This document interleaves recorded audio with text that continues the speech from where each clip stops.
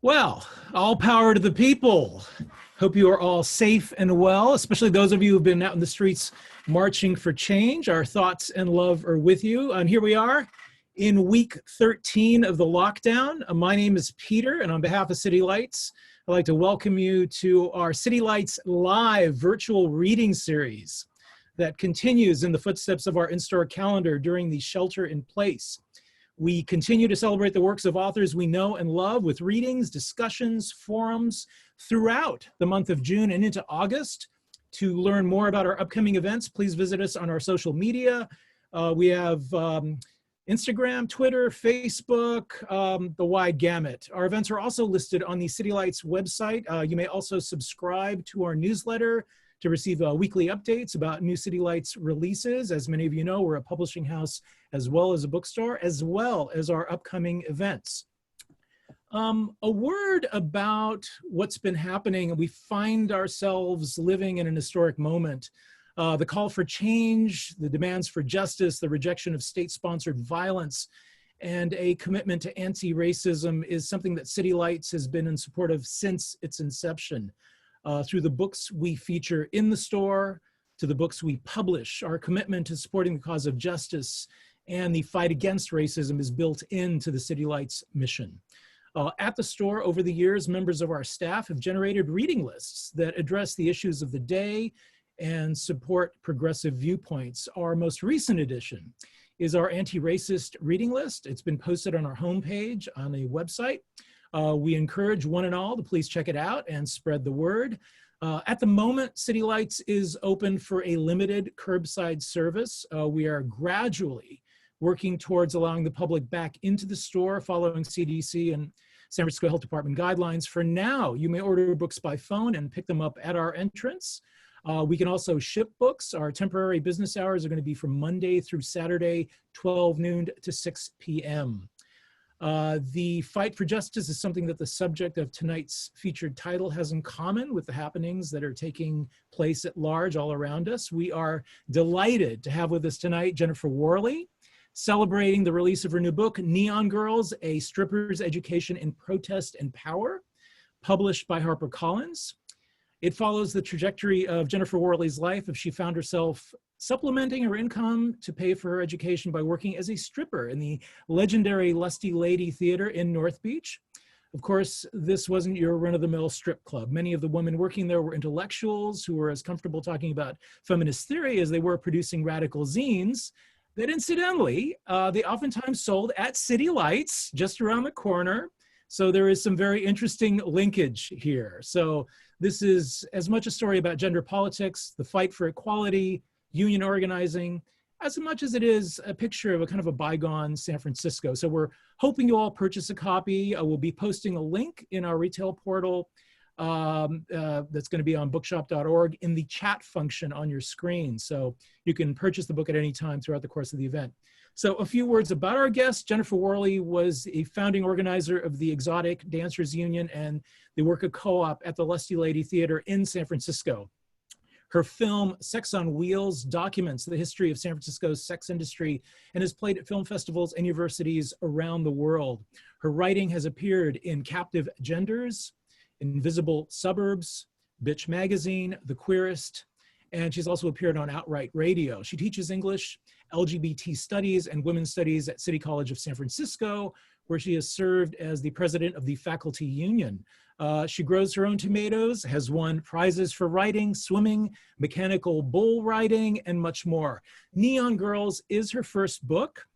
Jennifer, we'll be taking questions tonight. We'll have a Q&A at the end of the evening, so please use the chat function. Actually, you can also, make statements, comments, stuff like that. When you raise your hand, we will pick you out of the audience for the Q&A. So everyone, welcome to City Lights. Jennifer, welcome. Thank you. Thank you so much, Peter, and thanks for organizing this. And thanks so much, everyone, for coming. It's so great. It's really nice to actually see all the faces, and a lot of those incredible women that Peter referenced are here. Wow, I didn't think I would cry just at the start, but Yeah, so it's so good to see you guys. It was a long time ago. So I'm going to read two selections from the book. The first is about my first shift working at the Lusty Lady, and the second is going to be about a job action that we did later on, several years after I'd been working there when we were organizing our union. So the first scene actually takes place. I've auditioned and I've been hired at the Lusty Lady. And I've gone in for my first shift ever to work there. And I've been in the dressing room getting ready. And I've met one other dancer. Her name is Cinnamon. And we are heading up to the stage. And this, I read this to a friend who reminded me that often describing the stage at the Lusty Lady is really important because it was so different from what people imagine. It was not a proscenum stage with one single performer up elevated and then an audience down below. It was really different. And I've asked Caitlin, I sent Caitlin a picture of it, and it's a picture that has been published in the Atlantic magazine, and that was from a photo shoot. It's not surreptitious or anything like that. But Caitlin, can you just share the photo so people can have a sense of what the stage actually looked like? So that's the stage, and this photo is taken from inside of a booth. So the customers would be in these little booths, and they would look through a window like you're seeing, and a window shade would go up and down as they put money in, and the money ran out. So that's what it looked like. Thanks, Caitlin, just for a little bit of context, because that's going to be important in this section. Okay, so I'm about to enter the stage for my first time. At the top of the stairs, Cinnamon pulled a time card from the rack and shoved it into the time clock, which made a punching sound familiar to me from fast food and bookstore jobs. I searched the cards, organized alphabetically by last name, found my own, and punched in before following Cinnamon down the dark, narrow hallway to the stage. Our arrival triggered a quiet choreography. A dancer with dark curly hair waved sweetly at an open window and purred "perm" as she slid past me to the exit. Hearing her, a slim, pale blonde in pink shoes floated silently off stage in her wake. Remaining in the little mirrored room with me and Cinnamon were a busty blonde with a beauty mark and sleepy-lidded Marilyn Monroe eyes, and a white girl with low pumps and understated jewelry. But for her nudity, she looked like she might be working in an insurance office. Cinnamon approached one of the full-length mirrors at the corner booth and lay down on her back in front of it. I danced, but the windows on my side of the stage closed one by one, and the faces from those windows reappeared near Cinnamon, craning to get a better view. Soon she was surrounded by 5 open windows as she slowly slid her legs open and closed, and then turned and knelt on her hands and knees. Suddenly, there was a knocking sound, and in the mirror, I saw 3 faces in one window and 6 pointing, waving hands, beckoning Cinnamon. She ignored them, but the insurance office lady snapped to attention. "Uh-oh, nope. One to a booth," naked office lady announced sternly, shaking her fingers at the offenders. The 3 19-year-old boys in the booth stared dumbly, then smirked at her. "You and you," snapped naked office lady, pointing at 2 of them. "Out." They stayed, laughing and looking unconcerned, so she stalked over to them, turned around, and slid down the glass, her back and shoulders pressed against the window, completely blocking their view of the nude women. I could hear them object noisily until one of them yelled frantically at the others, "Get the fuck out, man!" A door creaked, then 2 more reveal the stricken faces of the 2 delinquents, no longer laughing. Mean, naked office lady moved away from the window she'd been blocking and nodded calmly. "That's better." I watched in awe as she danced sternly in front of the 3 boys, who no longer made a sound, but just stared, chastised. This was a brave new world where nude women could so efficiently disrupt a homosocial bro fest and instill in a gang of unruly boy men a state of near total obedience. This wouldn't work with cat collars on the street, but the Lusty stage, I realized, was actually designed so that the women could control and channel access to visual pleasure. This woman was using a very simple but very powerful carrot and stick technique to exercise power. Our naked bodies were the carrot and her back was the stick. Observing this choreography of withholding and allowing, I ceased fretting over my possible loss of feminist consciousness, wondering instead how I might learn to exercise the power I saw naked office lady wield. She noticed me watching her. I haven't worked with you before, she said to me without taking her policing eyes off the troublemakers. What's your name? Polly, I replied. Hey, Polly, I'm Grenadine, she said, finally smiling and looking my way. We call her Grenade, said the Maryland lookalike, eyes in the window before her. I'm Shishi, she said, placing both feet on the windowsill, bending her knees, hands gripping the lucite bars bolted vertically on either side of the window. Shishi? I asked the blonde, like French for fancy? No, she, like English, for lesbo, she replied. Then a new dancer appeared in the doorway, misting a paper towel from a spray bottle and wiping off the bottoms of her white patent leather platform stilettos. Seeing her, Shishi fluttered her fingers and winked at the man in her window, then strode to the stage door, murmuring, "Perm." Hearing her, Cinnamon smiled at her customer and followed Shishi off stage as the new girl stepped on, followed by Grenadine from break. When I asked, Grenadine explained that perm meant that a dancer's shift was over, so the next one in line could start her break. If my break fell 10 minutes before the end of my shift, Grenadine advised, I was to say lucky instead of perm. Why don't you just say I'm off? I asked, mystified by this strange cipher. Because we don't want the customers to know we're leaving. That way they can't follow us home.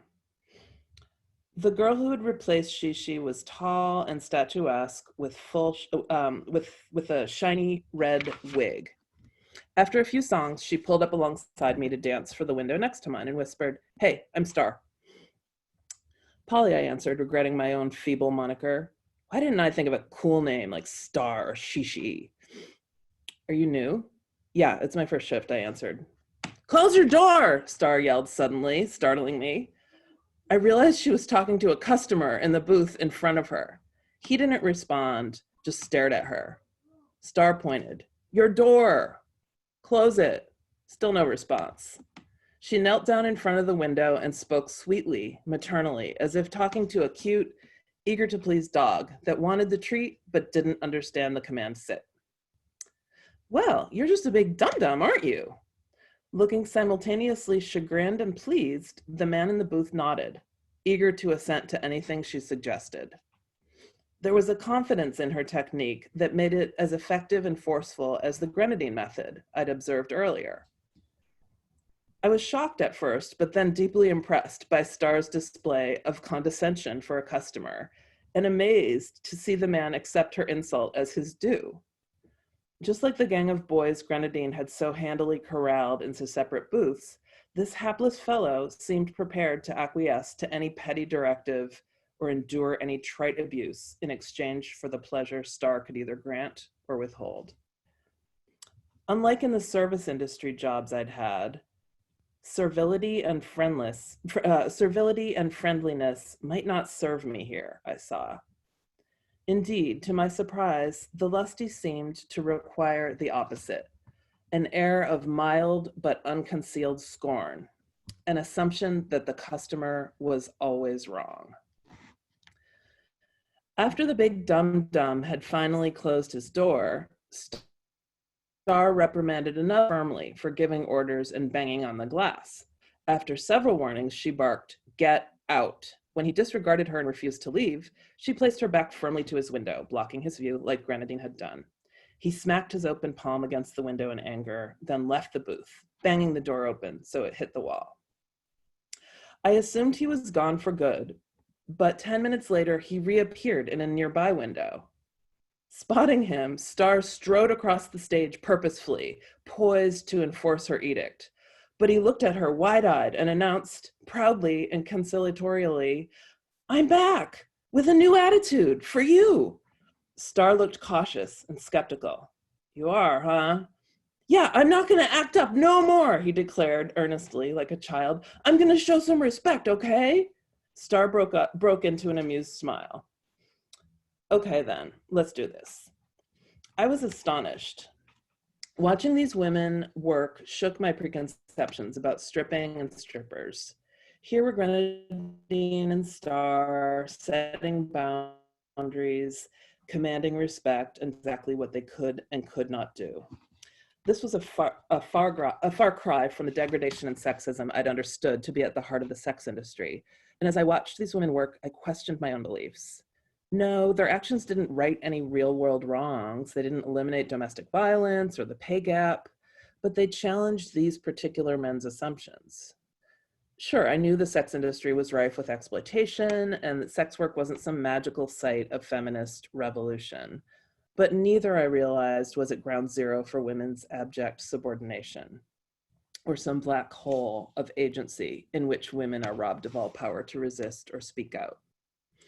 Operating in this female-centered workspace, in which men were quite literally peripheral, or sequestered in dark little closets at the edge of our stage, I watched and learned from these lusty ladies who exerted such calm and total power over the men who entered their domain. So I'm going to skip now to a couple of years in the future, and at this point, I've moved on from marveling at the incredible power of these women, and I've begun to understand a lot of the problems at the theater, as we all have, and some of those problems have really come to a head.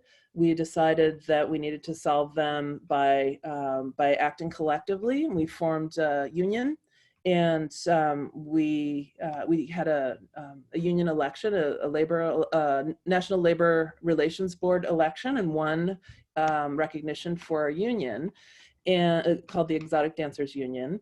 And we are now about to engage in contract negotiations. So once we've got the union recognized, it's now we need to get a contract. And a number of our comrades have volunteered to act as our bargaining team. A number of them are in the audience right now. Hello. So that's where we are right now, that we're about to head into bargaining our first contract.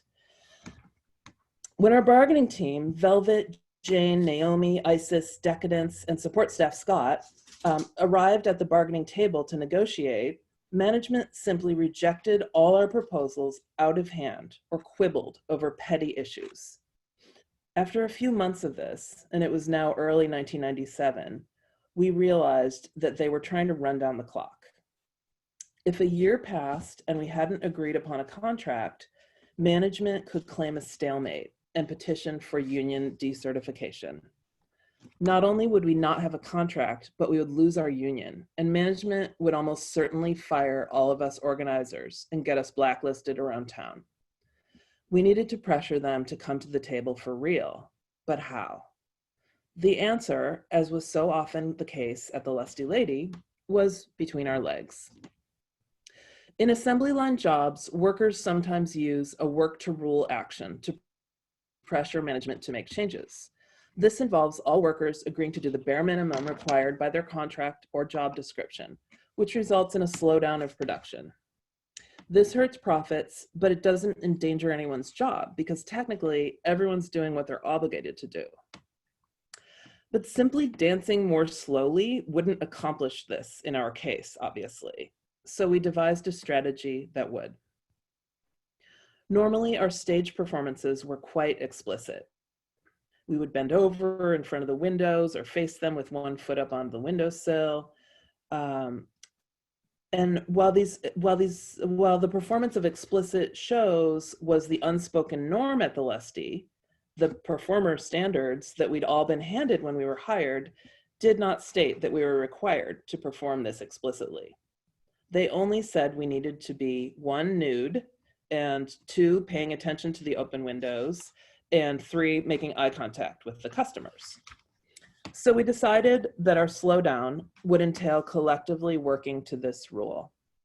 We would be naked, pay attention, and make eye contact, but nothing else. We would eschew the explicitness of our usual performances in order to frustrate customers, slow down business, and pressure management to negotiate. We publicized the upcoming slowdown openly to dancers, not only to make sure everyone participated, but also to let management know that we were united, willing, and able to hurt their bottom line if they wouldn't negotiate with us. When the day of the action came, the show directors were watching from their private observation booth behind their very own one-way glass. Things seemed to be going well during my first pink out shift. No one broke ranks and the stage was silent except for the music and the occasional murmur of perm to indicate the end of someone's shift. But when I walked into the dressing room for my break, I found Summer, a 20-year-old dancer with a young son at home, talking quietly with Jane and looking somber. "What's up?" I asked, concerned. "Colette said I have to have a disciplinary meeting before I can work again." "Shit, did she say why?" "No, but she saw me dancing without showing pussy, so that's gotta be it." "She's allowed to have a union rep in the meeting," added Jane. "I'm going with her." I went back to the stage and quietly told the other dancers what was going on downstairs. At 2:15, I heard someone running fast and loud down the hall leading to the stage. Jane appeared at the stage door and yelled, "They just fired Summer!" I heard others running and yelling the news backstage and out in the customer area where support staff worked. "Let's walk out," I said excitedly. The other girls moved toward the door, ready to throw down. "No," Jane hissed urgently. "They can definitely fire you for that. Stay here, keep dancing." She took off back down the hall. I kicked off my heels and ran to the dressing room, where I used a Sharpie to write on my hands, "Don't spend money here, unfair to labor." I went on stage and showed the other dancers and passed around the Sharpie. We danced around, placing our hands on our tits and asses as we stuck them in the windows, where our message could reach the customers. When my shift was over, I dressed quickly and ran outside. A group of dancers and support staff were at the theater entrance, making picket signs that read, "Rehire Summer, unfair to labor, negotiate, don't retaliate." I took a marker and one of the poster boards someone had brought and made a sign, "Honk for strippers' rights." Throughout the afternoon and the evening, more dancers showed up for the picket. Because this wasn't an actual strike, we told those scheduled to work to do their shifts as usual and join us afterwards, since they could be fired for not showing up. The next morning, I biked to the theater at 9 a.m. Sorsha, Jane, Octopussy, Amnesia, and Scott were already there, making more signs and laying out those we'd made the day before. As we began our picket, a few more dancers and support staff showed up. Our little demonstration walked, waved signs, and chanted, "Rehire Summer." Octopussy handed out our hot pink quarter sheets, explaining the situation and urging customers to boycott the theater. Some complied, but others skittered past us into the theater for their morning session. At 9:15, about 15 people we didn't know, mostly 40-ish African-American and Latina women, older and more professionally dressed than our scraggly little group, came walking up Telegraph Hill toward us. One of them was carrying a bullhorn. Uh-oh, I thought, are they cops? Or when they reached the theater entrance, I saw that they were carrying bunches of professionally printed picket signs, stapled to sticks, reading "Unfair to Labor, SEIU." Without a word, they each took a sign and fell into line with us, walking in a long, thin oval in front of the theater. The woman with the bullhorn listened to our chant, 2, 4, 6, 8, don't go here to masturbate, and without a hint of hesitation, began shouting it through the bullhorn for others to repeat. When that chant grew stale, she switched to a call and response format to teach us some picket line standbys. Which rights are under attack? What do we do? Stand up, fight back. Became strippers' rights are under attack. What do we do? Get dressed, fight back. And no justice, no peace became no contract, no pussy. As we walked the line, I asked the woman in front of me, "Are you from the SEIU office?" "Oh no, I work at City Hall in the assessor's office. SEIU just put out a call last night that some sisters needed backup on a picket line, and I wasn't working today, so I came out to support you." Most of these strangers were members of different workplaces that had affiliated with SEIU, but some were members of totally different unions who had gotten calls from the San Francisco Labor Council that we needed support, and they came out to provide it. I was amazed. I hadn't thought that regular people with real jobs would care, much less come out on their days off to join our picket for the whole city to see.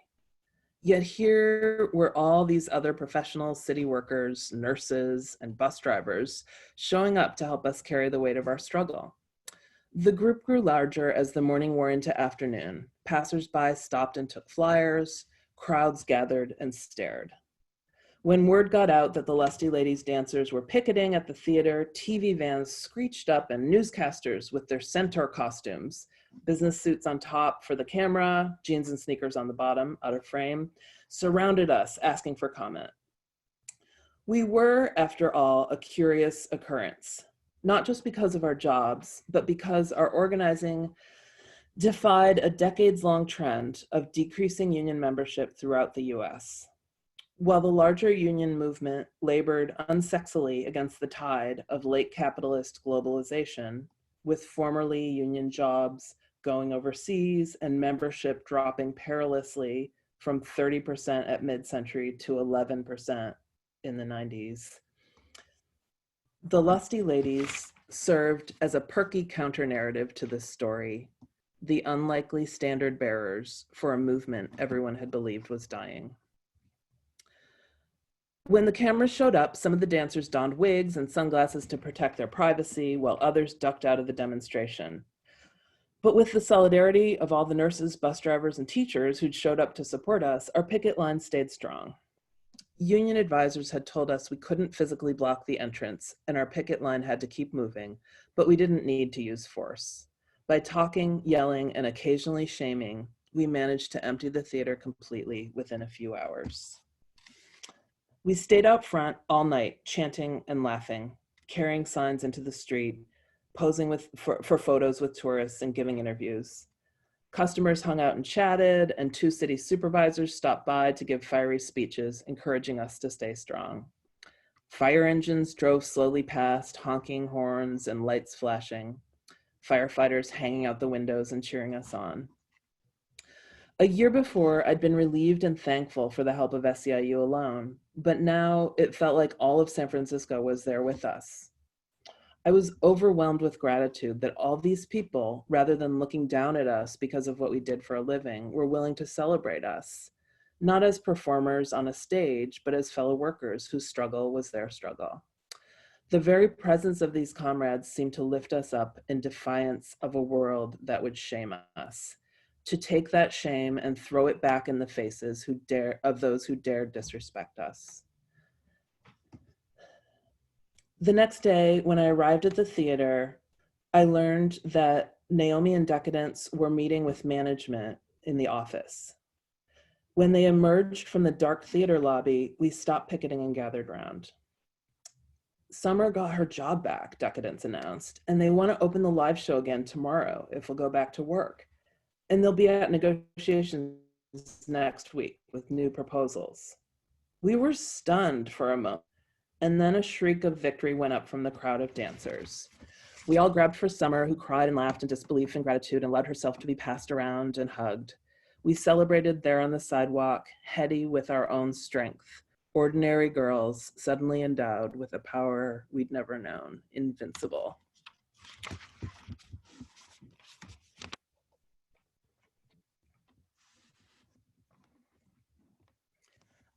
So I'm gonna, thanks everyone. I can't hear, it's so weird that you're all silent, but thank you. So yeah, do we want to take some questions? If you can raise your hands, Jenny can pick you out of the audience.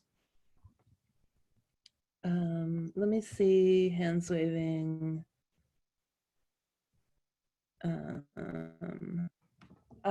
Jennifer, I see. Jennifer has her hand up. Can you unmute her? Or can I unmute her? It's me, Grenadine. No shit, hi! Oh my God. Oh, hi, Grenadine. I don't have a question. I just wanted to tell you I love you. Oh, thank you. Oh my God. I hope I did you justice. I don't have any recollection of any of that, but it was great.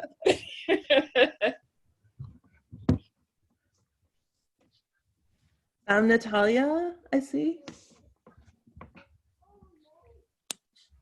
Natalia, can you unmute her, Caitlin? She doesn't have her blue hand. She doesn't have her blue hand up. Oh, there she is.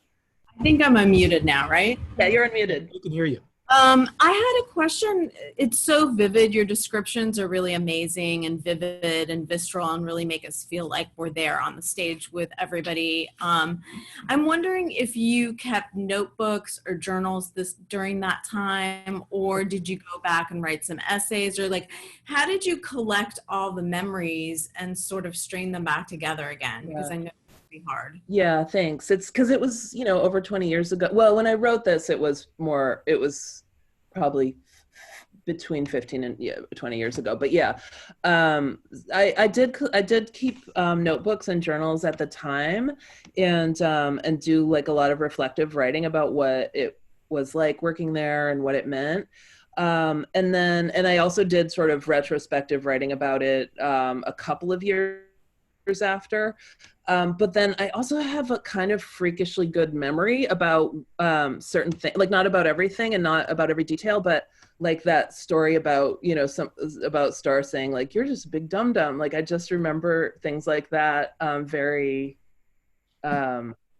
clearly. And then, a character like Grenadine, Jennifer Grenadine, she just had a very strong personality, and as did so many of the women. So it was, even though there were hundreds, I worked on and off at the Lusty for over 10 years. And so I knew hundreds of people, but obviously the people I chose as characters in the story are the people who had either a very strong role in the unionization or just an incredibly strong personality or persona on stage. And so those are the people I chose to bring forward.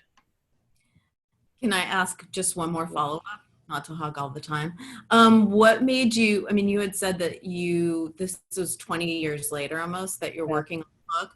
What made you decide, like, why this moment, why now? Yeah. Well, first I got a sabbatical, and so I'm an instructor at City College, and I had put in my time, and I got my first sabbatical, and I was looking for a project, and I had actually written a proposal for a whole different project that was more in line with my academic work. And while I was writing it, the Lusty had just closed, and all of the files and junk and boxes were in my office, like that I had volunteered. I don't know what I was thinking, but I volunteered, okay, I'll store the stuff. We didn't know where to put it. And so I got in touch with the people who were with, I think Pandora is not here tonight, but I said, okay, I can take it. So I was in my office writing a proposal for my sabbatical project, and I was surrounded, it was like I had to walk through an aisle of storage boxes to get to my desk. So the whole office was just filled with Lusty detritus. And I had written this whole proposal, and then I was just like looking at all this stuff, and my proposal was for archival research in mid-century lesbian literature, right? And I was like, this is a fucking archive. I'm not gonna, this is an incredible archive, and it's in my house, and I'm not gonna let it go without telling the story, or at least my story of it. So that's how it was, like the physical presence of all this stuff in my apartment that actually motivated me in that moment. Great. Yeah. Steph Joy has a question, has her hand up. I just wanted to say that was, so good. That was so Thank good. you. I laughed, I cried. I knew the story, and it was such a beautiful retelling. So congratulations. Thank you. Thank you. And I also, wanted to share this afternoon.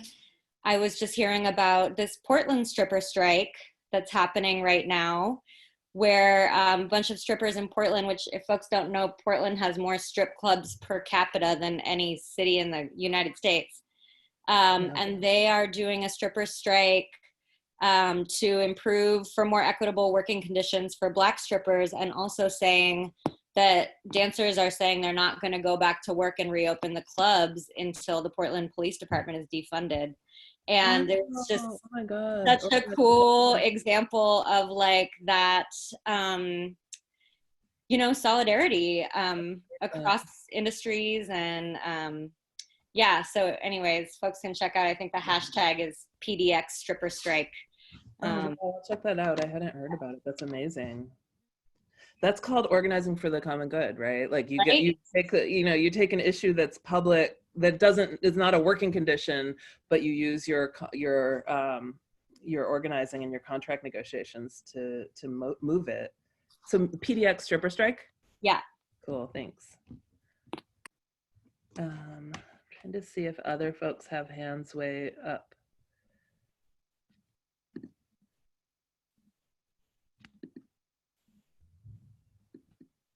I don't see, looks like that's it for questions. Oh, So, I was curious. Nina has a, can we unmute Nina? Oh, cool. First of all, hi. So Hi, good to see you.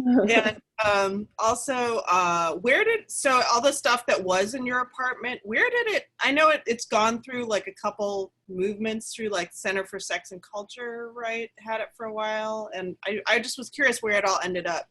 Well, the boxes of stuff, Pandora moved them to a storage space, and I don't know where that is. And then Center for Sex and Culture had a lot of the. I'm moving to the other part of my apartment because I'm going to show you something. But Center for Sex and Culture had a lot of the signage and stuff. But I have a lot of it in my apartment. Like that's the sign. That's the marquee sign, and then that's another. Can you see that? Naked Nutty. Wow. Yeah. And then I also have those guys. It's hard to see. I've become kind of a museum of it, and I have the private pleasures sign up there. Anyway, so some of the stuff I have, and I just got it from Center for Sex and Culture because they needed a place to take it when they closed.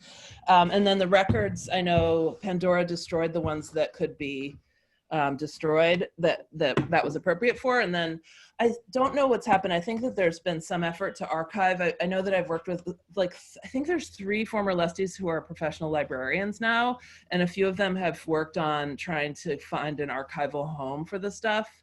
I know that the Labor History Archive in San Francisco is interested in holding some of the stuff. I don't know what happened to the Booth book, but if anybody does, let Steph Joy know. Bill has a hand up. I just wanted to say that there was stuff in the chat from Abby about some and from Robin where some of the stuff went. Okay, good. Yeah. So I have a question.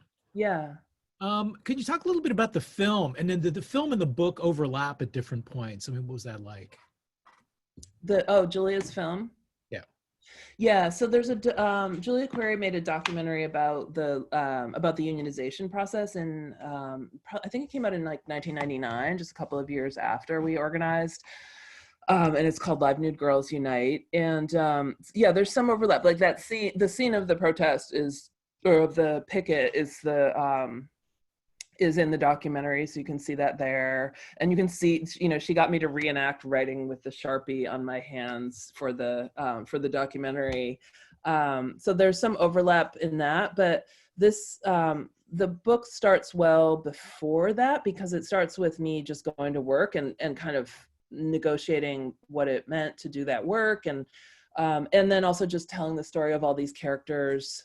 It goes through the early part of the unionization process, where we were just sort of all mobilizing, the issues, you know, one of the issues we mobilized was that we were being surreptitiously behind one-way glass. But then another big issue, and a dancer named Naomi, who is here tonight, it was really crucial and really galvanized the racial justice component. And for her, it was really important the way that Black women were treated at the theater. And so, you know, she's a character in another section where it talks about her organizing around that. So those were the key issues. But then the book also moves beyond the organizing and the contract. And because I went away and went to graduate school, but then I went back to the Lusty and worked for a few years after this, and we formed a cooperative at that point. So we took, you know, our in one contract negotiation, our boss came to the table and just said, okay, I agree to everything that you guys want, which was really weird and scary. And then he just left. And then the next, you know, couple of days later, we all got pink slipped. And he said, I'm closing the theater. I'm closing the theater permanently, and you're all laid off. And so then, you know, and I was the old lady dancer at that point, and I had been through the union process, and I was like, guys, you know, this is bullshit. Like, we're practically running the place anyway, and like, why do we even need a boss? Let's take it over. And so we all, you know, we met and kind of organized again, and we took it over and ran it as a worker co-op. And it ran as a worker co-op for 10 years. And it outlived, there's a second Lusty Lady in Seattle, which was actually the original one. That one closed. The capitalist one closed like 5 years before the collective one. So, you know, we outlived capitalism, and, you know, the collective Lusty Lady survived for 10 years as just worker owned and worker run. Cool. Yeah. Do we have any more questions? Well, it's a very compelling book. I hope each of you, oh, we got somebody? Yes, me. Good. Oh, hey, Loretta. Hey. So first off, I just have to say, I love your book so much, and it is so funny. And when I first had the opportunity to read an early draft, it made me laugh out loud so hard, and it still does. I had some questions about your writing process. Could you tell me, as the story evolved, what were some of the shifts that took place, like changes in trajectory, things that you added, things that you left out? Yeah, I mean, I originally, as I said in response to Natalia, I had originally planned it as more of an academic thing, and like kind of a little cultural history of this institution, but then I just had so much personal engagement, and in the process, I kind of let myself write pretty freely, and the process I made up was, my only job is to make words. And every day I have to make X number of words. And I made a really small number. And then as I would exceed that number, I would up it each day, but basically it was just to make it easy on myself. But I just, you know, I just found that the stories and the characters were so memorable to me. And I wanted to tell those personal stories as well. So that's how it became kind of a memoir. And I had that, so then I had the vision of, does anyone know Samuel Delaney's Times Square Red, Times Square Blue?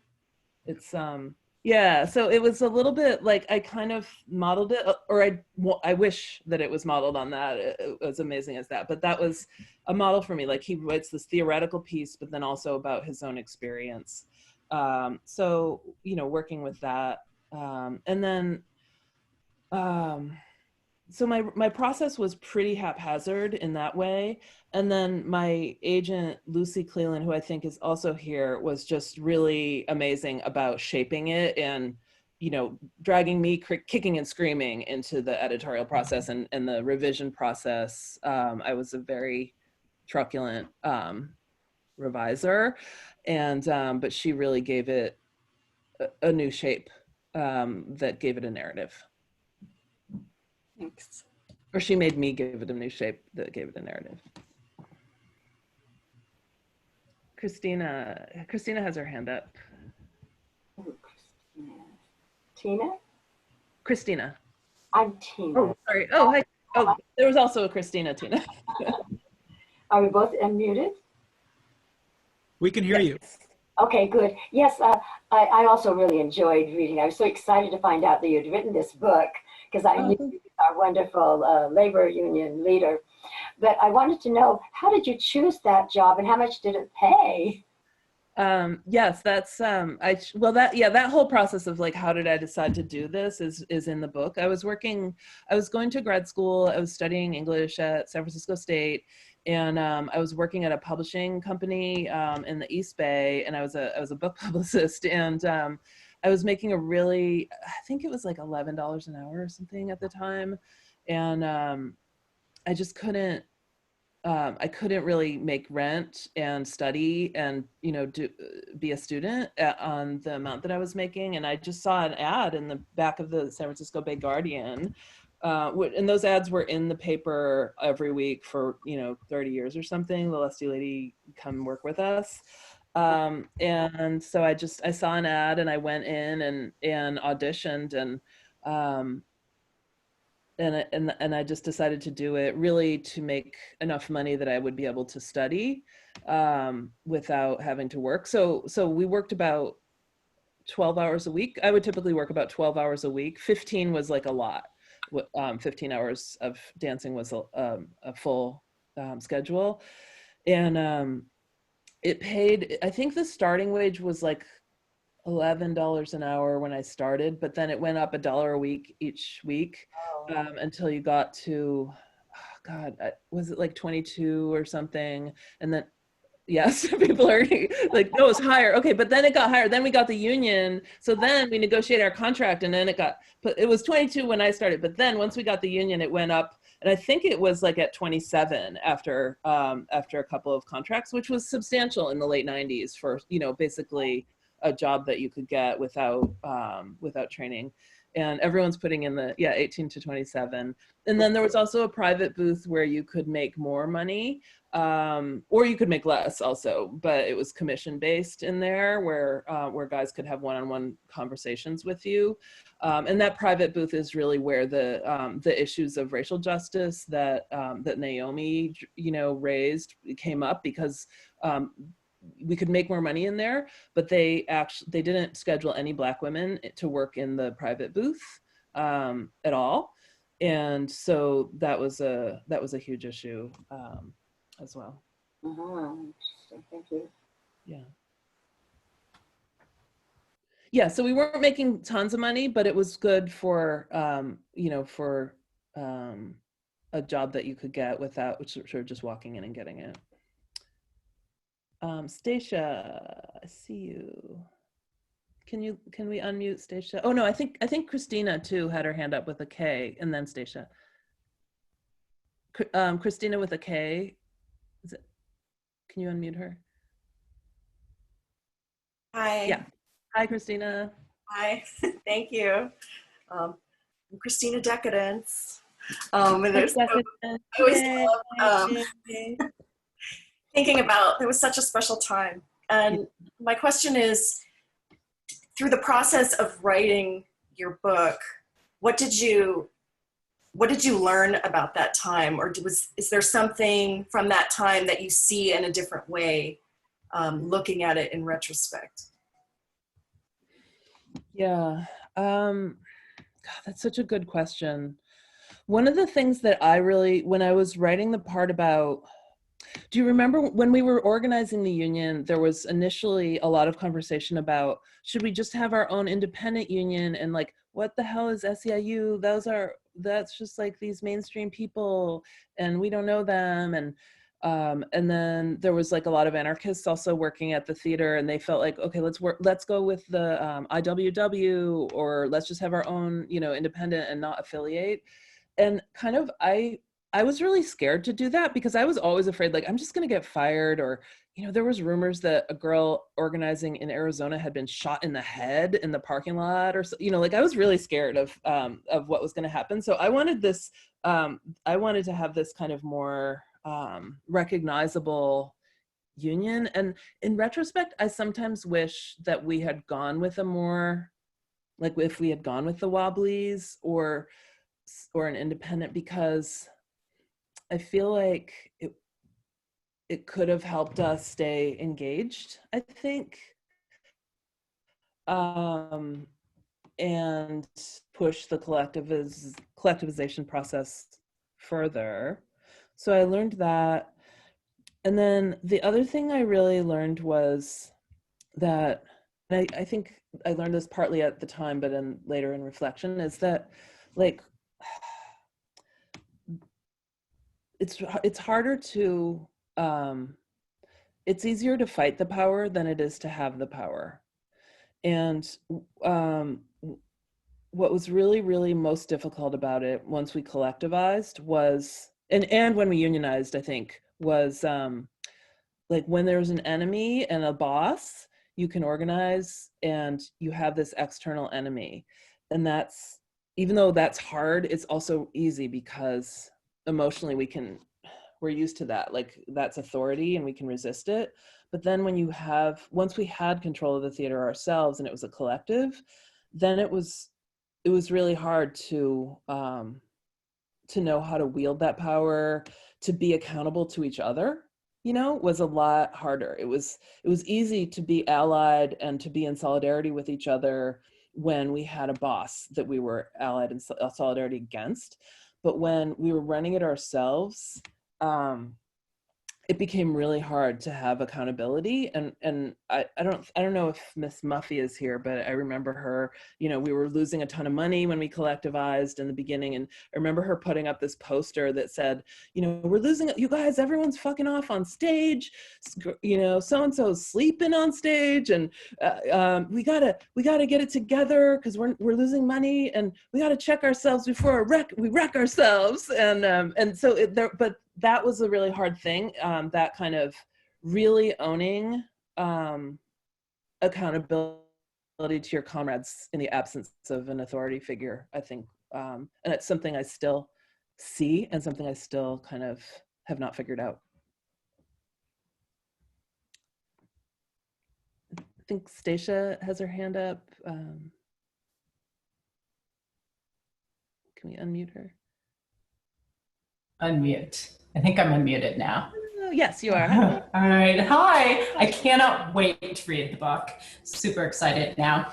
I wondered if this was your first experience with a labor union, your first time organizing, and also how it informs your organizing today within your position at City Hall. Thank you. Yeah. So thanks. That's a really good question, and something I reflect on a lot, because writing this book and at the same, like as the book was in the publication process, I was elected to, or I guess, yeah, as my agent was shopping it, I was elected to be the president of the City College Faculty Union, and then so I just finished my term doing that like a week ago, and so. Yes, this was my first time. I didn't know shit before we did this about unions or any of that stuff. We all, I don't know if any of you all knew anything about it, but I think we were all figuring it out as we went along. So this is where I really cut my teeth and where I learned organizing and all of that stuff. And so I really learned a lot. And the way that it has, I mean, it's made a huge impression, and it taught me so much. Like, one of the things that I really learned was when you get a contract, when you get a contract agreement, a tentative agreement, it always kind of sucks. And when we got ours, we wanted one really important thing.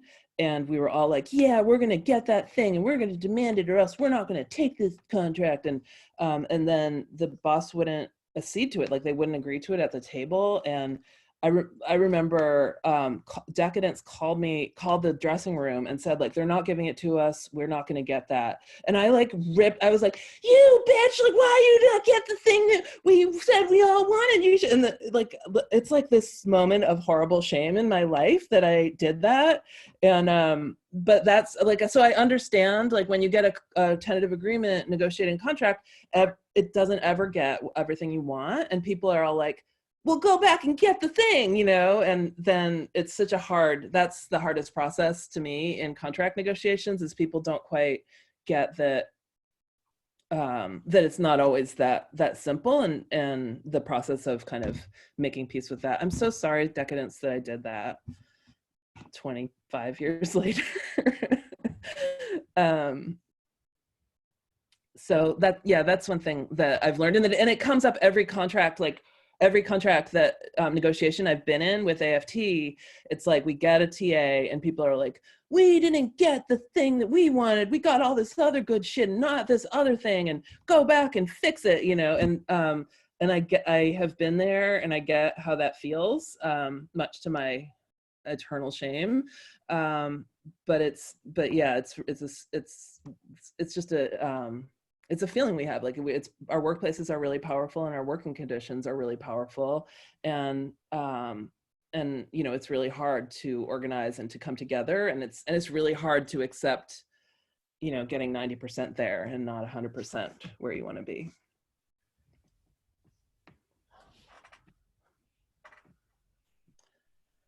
Any more questions?